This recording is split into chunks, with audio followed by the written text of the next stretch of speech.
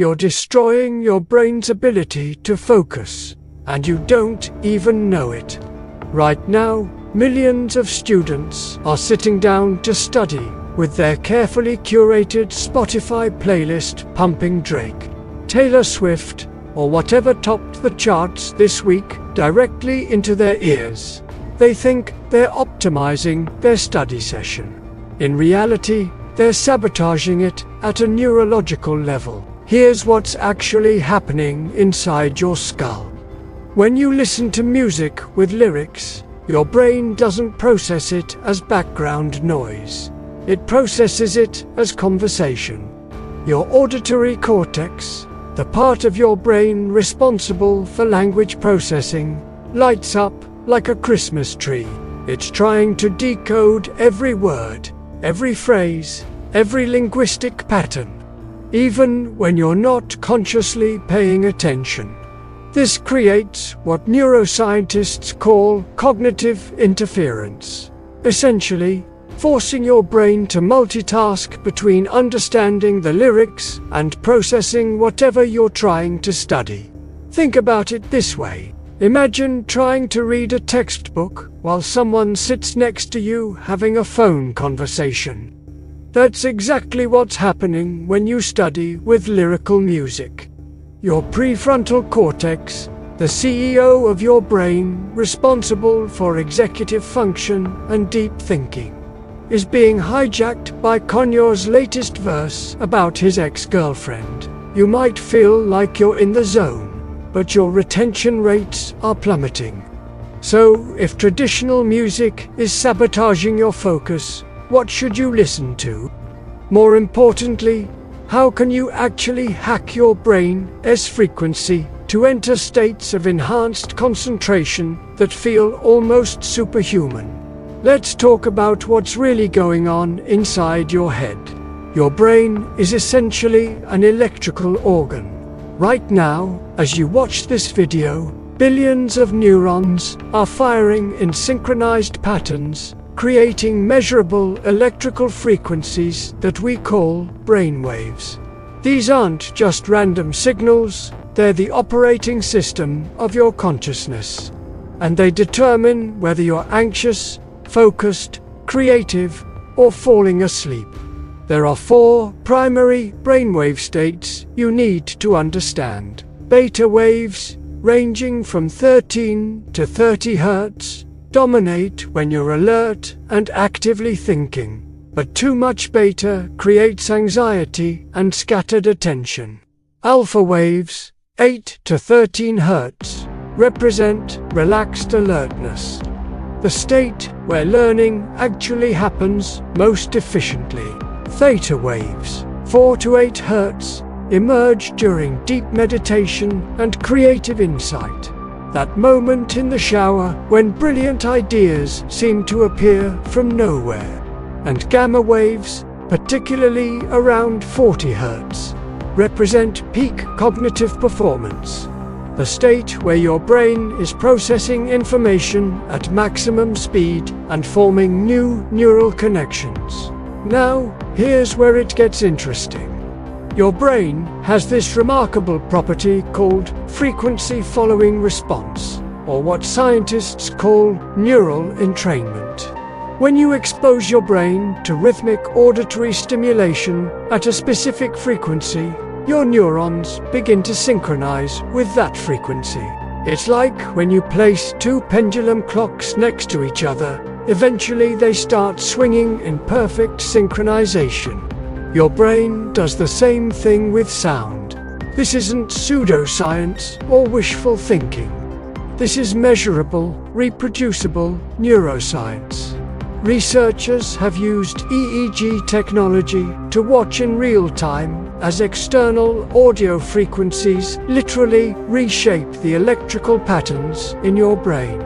Which means if you know what frequencies to use, you can essentially remote control your mental state.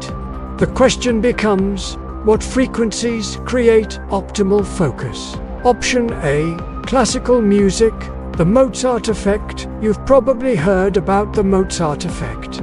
The idea that listening to classical music makes you smarter. The reality is more nuanced, but still fascinating. A landmark study from the University of California showed that students who listened to Mozart's sonata for 2 pianos in D.H.X. major showed temporary improvements in spatial-temporal reasoning, the type of thinking you use for geometry, chess, and complex problem-solving. But here's what researchers discovered about why this works. Classical music, particularly Baroque compositions from composers like Bach or Vivaldi, has a tempo of around 60 beats per minute. This frequency naturally guides your brain into an alpha wave state, that sweet spot of relaxed concentration. There are no lyrics to hijack your language centers. The mathematical structure of the composition, the predictable patterns and resolutions, actually create a sense of order that helps your brain organize information more effectively. The downside is that classical music isn't designed for sustained focus. Those dramatic crescendos and emotional movements can actually be distracting when you're retrying to maintain consistent concentration for hours. Option B. Video game soundtracks. Here's something most people don't consider. Video game music is literally engineered by professional composers to keep your brain engaged for hours without causing distraction or fatigue. Think about it. Game developers spend millions of dollars ensuring their soundtracks enhance focus and concentration, because if the music distracts you, you die in the game and stop playing. The Minecraft soundtrack, Stardew Valley, the ambient tracks from Skyrim, these are all designed with specific psychoacoustic principles. They provide just enough stimulation to keep your dopamine system engaged, preventing boredom, but they avoid melodic complexity or emotional dynamics that would pull your attention away from the task at hand. They exist in this perfect middle ground of involving but ignoble for reading comprehension, essay writing, or any task requiring sustained attention without intense cognitive load. Video game soundtracks are remarkably effective. But if you need to enter that state of absolute peak performance for advanced mathematics, coding, or intense analytical work, there's something even more powerful. Option C. Binaural beats, the 4OHZ gamma protocol. This is where we move from helpful to genuinely transformative. Binaural beats work on a completely different principle than any other audio tool. Here's the mechanism. When you play a tone of, say, 200 Hz in your left ear and 240 Hz in your right ear through headphones, your brain doesn't hear two separate tones. Instead, it perceives a third phantom tone at 40 Hz, the mathematical difference between the two frequencies. This is called the binaural beat, and your brain's frequency-following response causes your neural oscillations to synchronize with this phantom frequency. 40 Hz is significant because it sits right in the gamma wave range, the frequency associated with peak cognitive performance. Studies from MIT and Stanford have shown that 40 Hz stimulation enhances memory consolidation, increases processing speed, and even triggers the release of neurotransmitters associated with focus and motivation. Some research suggests it may even enhance neuroplasticity, your brain's ability to form new connections and learn new information.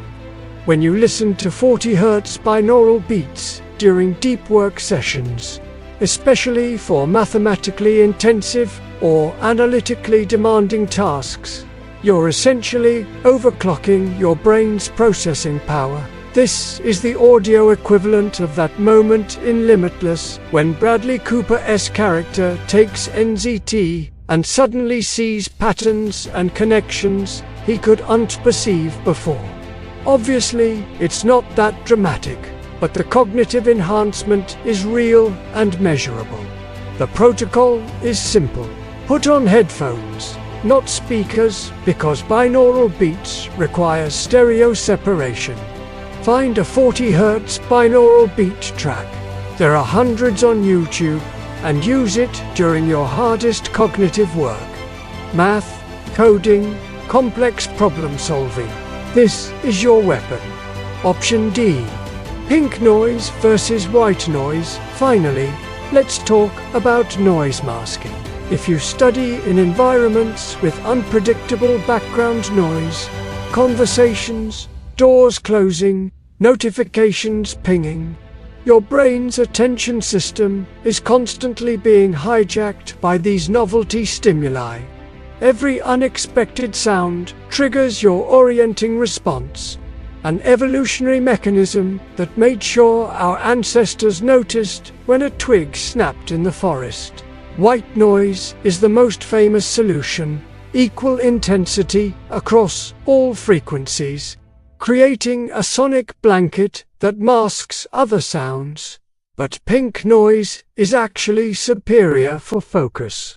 Pink noise has more power in lower frequencies, making it sound softer and more natural, like rainfall or rustling leaves. Studies show that pink noise not only masks distracting sounds, but actually enhances deep sleep and may improve memory consolidation.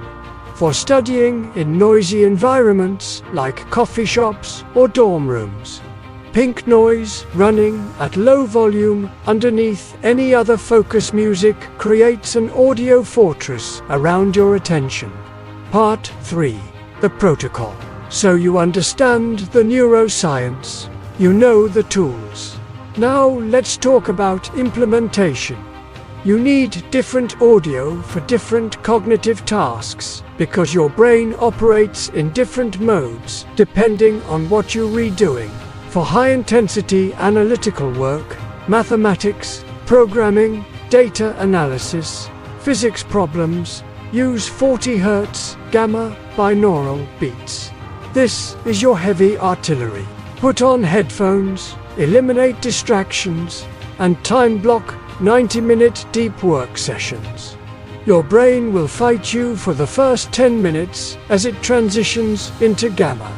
But once you're locked in, you'll experience focus that feels almost superhuman.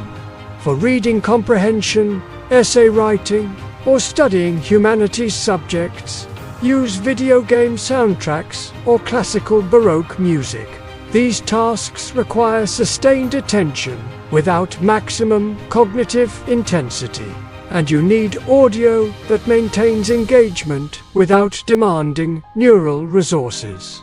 For creative work, brainstorming, or conceptual thinking, consider theta wave music or even silence. Creativity often emerges when your brain is allowed to wander and make unexpected connections, and overly structured audio can actually suppress this process. Here's the critical shift in mindset. Stop treating your study playlist like entertainment. Your audio environment is a neurological tool, not a source of enjoyment. That Spotify playlist full of your favorite songs with lyrics is equivalent to trying to run a marathon while carrying a backpack full of bricks. Yeah, you might like those bricks. They might be meaningful to you, but they're objectively slowing you down. Conclusion. Auditory control. Your ears are the gateway to your mind.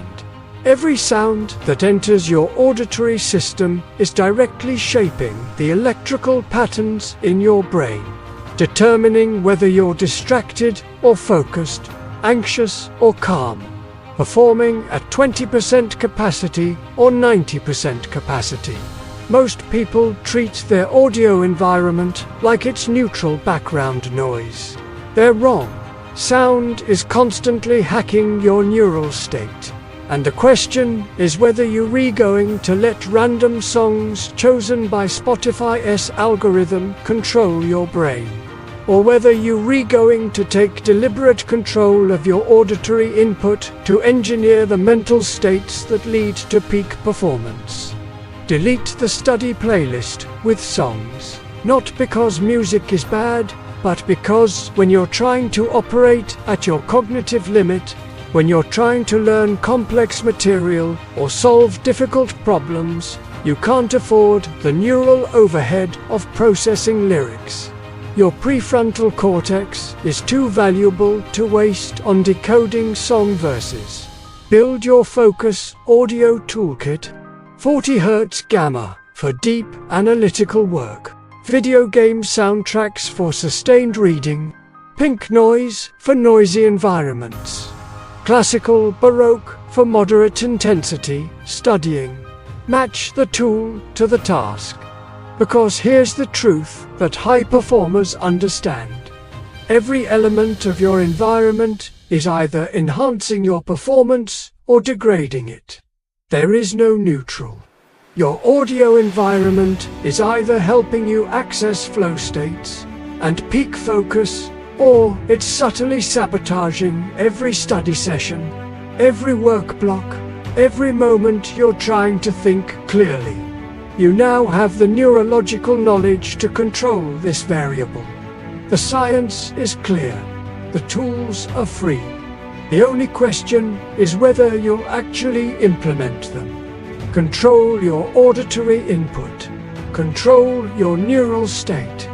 Control your performance.